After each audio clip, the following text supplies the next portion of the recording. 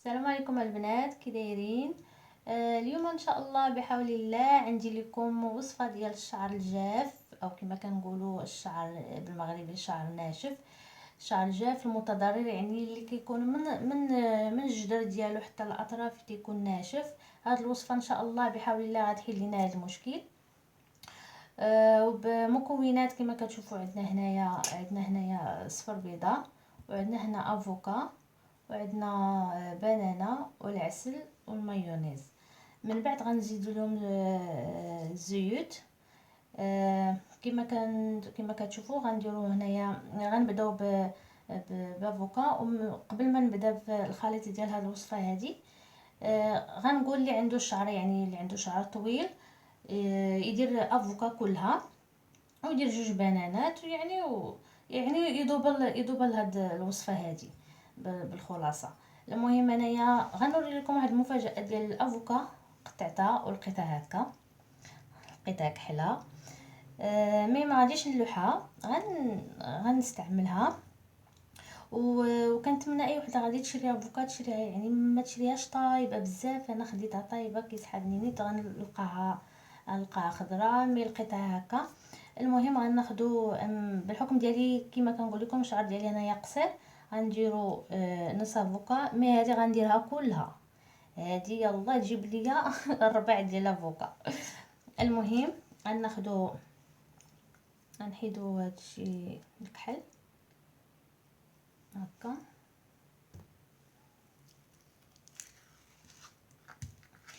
وهاد الوصفه هذه غتخلي لنا الشعر ديالنا رطب يعني زوين بزاف.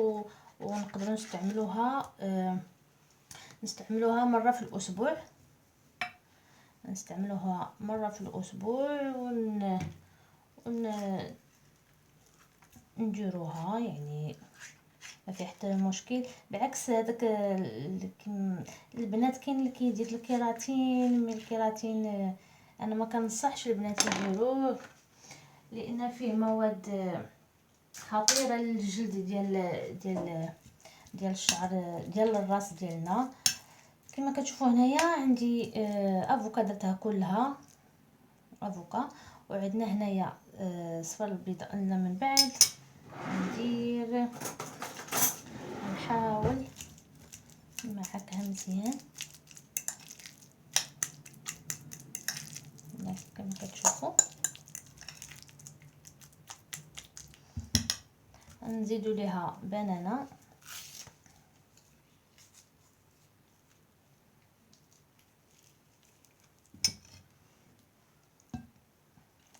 والبنان حتى هو خصو يكون طايب، مزيان. ما ديروش هذيك البنانه القاصحه باش ما تكونش لينا يعني صحيحه. خصها تكون بحال افوكا بحال هكا. المهم كنخلطوا هذا الخليط مزيان، كنديروا الصفر ديال البيضه. وهذاك البياض ديال البيضه ما تلوحوش. انا غنعطيكم واحد يعني نصيحه، انكم تشدوه وتطربوه مزيان وديروا على الوجه ديالكم، ودخل يعني حتى شي حاجه ما غاديش تطيح. كناخذوا هنايا معلقه ديال العسل الحر، يعني ماشي اي عسل. كما كتعرفوا العسل راه زوين بزاف الجسم ديالنا، زوين للشعر، زوين الوصفات ديال الوجه ديالنا. يعني اش غنقول لكم، العسل مزيان بزاف. وكناخذوا هنايا معلقه ديال المايونيز حتى هي، يعني معلقه عامره كبيره.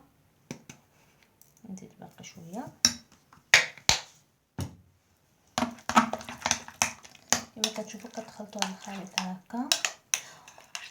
وهاد الوصفه هذه طلبتني عليها واحد السيده بريفي، يعني قالت لي بغات وصفه ديال الشعر جاف، لان الشعر ديالها جاف. وكنتمنى اي وحده بغات شي حاجه، ولا يعني اي وصفه بغاتها ديرها ليا في التعليق، ان شاء الله غادي نديرها ليها. كما قلت لكم غنزيدوا بهاد المكونات كاملين اللي درنا، غادي نزيدوا الزيت، اي زيت عندكم. كيما نتوما اللي كاين في المغرب غديروا زيت الخروع. انا زيت الخروع ما لقيتهاش هنايا. غادي ديروها لان حتى هي مزيانه للشعر. غندير هنايا تقريبا معلقه صغيره ديال هاد الزيت اللي عندي، وانايا الزيت ديال الورد ديال اللوز. ندير معلقه صغيره، وغادي ندير معلقه كبيره ديال زيت الزيتون، هي اللي عندي موجوده هنا. وحتى زيت ارغان راه مزيان، زيت ارغان حتى هو راه مزيان. كما كتشوفوا معلقه كبيره ديال زيت الزيتون، وكنخلطوا هذا الخليط بحال هكا.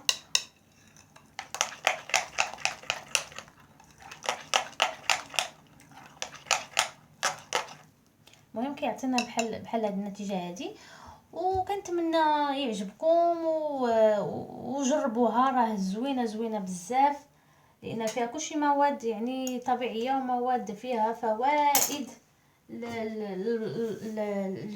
الفروه ديال الراس ديالنا. المهم الطريقه كيفاش غادي ديروها، يعني غادي تاخدوا يعني خصله ما ديروش كامل كما كنديروا حنايا الحنه. كتاخدوا شويه ديال الشعر وكديرها من الجدر ديالها من الفوق، من الجدر ديال الشعره حتى لتحت، وهكا حتى تكملوا ان شاء الله هاد الخليط هذا على الشعر ديالكم. وكنتمنى يعجبكم، وكما كنقول وكما ان شاء الله كي غنقول لكم تعاونوني بالاشتراك ديالكم وبالتعليقات وبحتى الاعجاب ديالكم، باش ان شاء الله نزيد للقدام بزاف، نعطيكم بزاف ديال الوصفات وشحال من حاجه. يعني ان شاء الله غندير حتى على الشهيوات حتى هما ان شاء الله بحول الله غادي نديرهم. ايوا كنتمنى تعجبكم هذه الوصفه، وما تنساوش الاشتراك ديال القناه ديال ام يوسف. ونهاركم مبروك وبسلام عليكم.